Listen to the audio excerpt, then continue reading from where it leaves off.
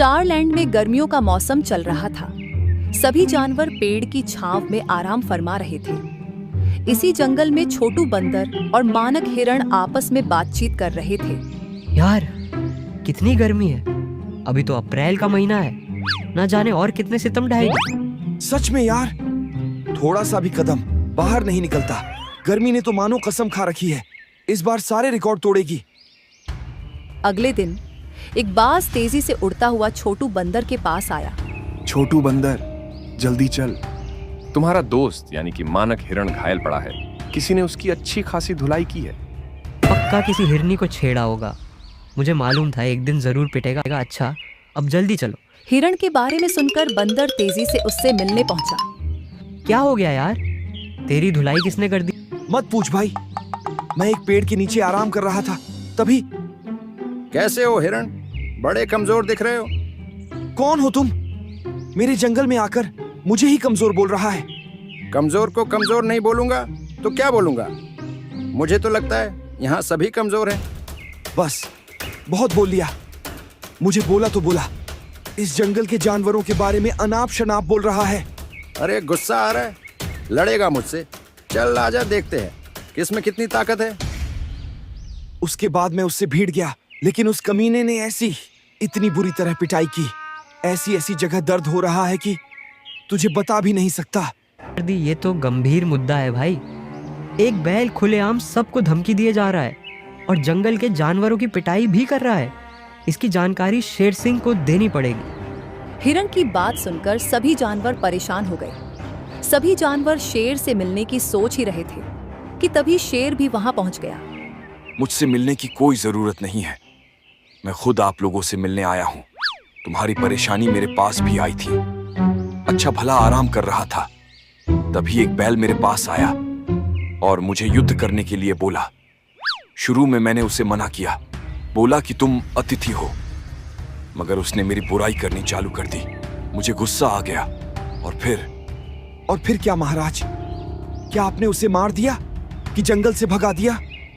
उसके बाद उस घमंडी बैल ने मेरी ऐसी धुलाई की, मुझे अपने गुफा से ही बाहर कर दिया और बोला है कि अगर मैं इस जंगल में दोबारा नजर आऊं तो वो मुझे जिंदा नहीं छोड़ेगा। इसलिए मैं यह जंगल छोड़कर जा रहा हूं। ये आप क्या कह रहे हैं? आपकी राजगद्दी का क्या होगा? भाड़ में गई राजगद्दी। जिंदा रहूंगा तो और कभी राजगद्दी मिल जाएगी। मैं तो कहता हूं तुम सब उसके सामने झुक जाओ, इसी में तुम सभी की भलाई है। ये बोलकर शेर जंगल छोड़कर चला गया। अब सभी जानवरों की परेशानी और बढ़ गई। सभी बैल से मिलने पहुंचे। बैल अब शेर की गुफा के पास आराम फरमा रहा था। आइए आइए, आप सभी यहाँ आए, इसके लिए आप सभी का धन्यवाद। मगर आप कुछ बोले इससे पहले मैं कुछ बोलना चाहता हूँ। मेरा नाम काला है और मैं अब से इस जंगल का राजा हूँ। ये बात आप सभी को माननी पड़ेगी। ऐसे कैसे तुम्हें अपना राजा मान ले? अच्छा, तो फिर आ जाकर ले दो 2 हाथ, देखते हैं किसमें दम है। तुम सभी की भलाई इसी में है कि तुम मुझे राजा मान लो, वरना अच्छा नहीं होगा। बैल की बातों से सभी जानवर समझ गए थे कि बैल कितना घमंडी है। वह किसी भी हालत में इस जंगल को छोड़ने वाला नहीं था। धीरे धीरे समय बीता। एक दिन छोटू बंदर की माँ की तबीयत बहुत खराब हो गई। वहां के भालू वैद्य उनका इलाज करने पहुंचे। क्या हुआ वैद्य जी? मेरी माँ की तबीयत कैसे खराब हो गई? तुम्हारी माँ का बीपी बहुत बढ़ गया है। 2 दिन के अंदर दवाई बनाकर खिलानी होगी। तो बनाइए ना, किसका इंतजार कर रहे हो? एक दिक्कत है, इस दवाई में जिस पौधे का जड़ डाला जाता है वह पौधा शेर सिंह की गुफा के अंदर पाया जाता है। और तुम्हें तो पता है अब वहां किसका राज्य है। आप दवाई बनाने की विधि चालू कीजिए, मैं जल्द वह दवाई लाता हूँ। भालू की बात सुनकर बंदर परेशान हो गया। वह अच्छे से जानता था कि बैल इतना दयालु नहीं है कि उसके कहने मात्र से उसे पौधा दे दे, मगर और कोई चारा नहीं था तो मजबूरन बंदर बैल के पास पहुंचा। महाराज की जय हो। महाराज, हमें आपसे एक काम है। जबान संभाल कर बोल, तुम्हारा महाराज हूँ और तुम मुझे काम बता रहे हो। क्षमा करें महाराज, मगर मुझे आपकी गुफा में उगने वाली पौधे की ज़रूरत है। मेरी माँ बीमार है, उसके इलाज के लिए मुझे वह पौधा चाहिए। ठीक है, मैं तुझे पौधा जरूर दूंगा, मगर इसके लिए तुम्हें मेरा एक काम करना होगा। आज रात तुझे मेरी गुफा के बाहर पहरा देना होगा। अगर मंजूर है तो बताओ। मुझे मंजूर है महाराज, आप चिंता मत कीजिए, मैं रखवाली करूंगा। बैल की बात मानकर बंदर सारी रात उसकी गुफा की देखभाल करने लगा। मगर जंगल की रात भयानक होती है। हल्की सी सरसराहट भी बंदर को डरा देती थी। हर पल उसे हमले का डर सता रहा था। हे ईश्वर, आज रात बचा ले मुझे, मेरी माँ के लिए बचा ले बस। सारी रात बंदर गुफा के बाहर पहरा देता रहा। धीरे धीरे सुबह हुई। बैल गुफा से बाहर निकला। अरे वाह, मुझे लगा था कि जंगली जानवरों ने तुम्हारा शिकार कर लिया होगा, मगर तू अभी जिंदा है। महाराज, जल्दी से वह दवाई दे दीजिए, बहुत देर हो गई है। दवाई लेकर बंदर अपने घर पहुंचा। दवाई देखकर वैद्य ने कहा, अरे वाह, तुम आखिर उस बैल से लड़कर दवाई ले आए। अभी लड़ाई शुरू कहाँ हुई है वैद्य जी, लड़ाई तो अब शुरू होगी। अब बंदर ने बैल से बदला लेने का पूरा मन बना लिया था।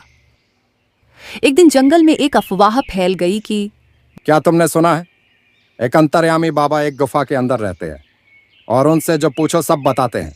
क्या सच में ऐसा है? तो उनके पास चलते हैं और इस जंगल के नए राजा के बारे में पूछते हैं। बाबा वाली बात काले बैल को भी मालूम हो गई। सभी जानवर गुफा के नजदीक गए। बोलो बच्चा, तुम्हें क्या जवाब चाहिए? बाबा जी, हमारे नए राजा के बारे में कुछ बताए। इस जंगल में जो सबसे ज्यादा ताकतवर है वह जल्द मरने वाला है, उसकी राजगद्दी छीन जाएगी। बैल ने जब बाबा की बात सुनी तो उसे लगा कि उसकी ही बात हो रही है। कहीं ये मेरी बात तो नहीं कर रहा है? आखिर इस जंगल में मुझसे ज्यादा ताकतवर कोई नहीं है। खैर, जो भी हो, मुझे थोड़ा चौकन्ना रहना चाहिए। परेशान बैल गुफा के पास पहुंचा। तभी अचानक एक पत्थर उसके नजदीक गिरा। बैल बुरी तरह डर गया। अभी अभी ये क्या हुआ? खुले आसमान से पत्थर कैसे बरस रहे हैं? कहीं उस बाबा की भविष्यवाणी सच साबित तो नहीं हो रही है? रात हुई। बैल गुफा में आराम कर रहा था। तभी उसे कुछ फुसफुसाहट सुनाई दी। बैल आज जैसे ही सोएगा, हम अंदर जाकर उसका काम तमाम कर देंगे। हे भगवान, मुझे मारने की तैयारी चल रही है। लगता है सभी लोगों ने साजिश रची है, मगर मैं ऐसा होने नहीं दूंगा। रात भर यहीं खड़ा रहूंगा। बैल बुरी तरह डर चुका था। रात भर वह जागता रहा। सुबह हुई तो बैल को जोर से प्यास लगी। रात भर सोया नहीं हूं, अब प्यास से गला सूख रहा है। पास के तालाब में जाता हूं और थोड़ा गला गिला करता हूं। वह नजदीक के तालाब के पास पहुंचा। जैसे ही वह तालाब के पास गया, अचानक कालिया मगरमच्छ ने उस पर हमला कर दिया। वह दौड़ते दौड़ते गुफा के पास पहुंचा और हाँफते हुए बोला, ये सब मेरे साथ क्या हो रहा है? हर पल कोई ना कोई मुझे मारना चाहता है। लगता है मेरे जाने का समय आ चुका है। वो बाबा सच कह रहे थे। अब बैल की मानसिक स्थिति और खराब होने लगी। वह छोटी सी चिड़िया से भी डरने लगा।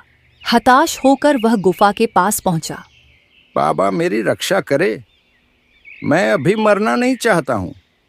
अभी तो मुझे और जिंदगी जीना है। मेरे पास एक उपाय है। तुम्हें जो जो पाप किए हैं उसके लिए सभी से माफी मांगनी पड़ेगी और इस जंगल को छोड़कर हमेशा हमेशा के लिए छोड़ना पड़ेगा। मुझे सब मंजूर है बाबा। आपने जो जो बोला है मैं वही वही करूंगा। बैल ने सभी जानवरों से माफी मांगी और वहां से चुपचाप चला गया। बैल के अचानक चले जाने से सब हैरान थे। सभी जानवर गुफा के पास पहुंचे। तभी शेर सिंह बाहर आया और बोला, आप सभी चौंकिए मत। यह सब छोटू बंदर की चाल थी। उसने मुझे एहसास करवाया कि एक राजा का कर्तव्य क्या होता है और उसने मुझे बैल से छुटकारा पाने की योजना बताई। कैसे योजना शेर सिंह? बाबा बनकर बैल को सबक सिखाने की भाई। हमने हमारे योजना में बाज और मगरमच्छ को शामिल किया। वह आसमान से पत्थर गिराया करता था, जिससे बैल के मन में भ्रम पैदा हुआ।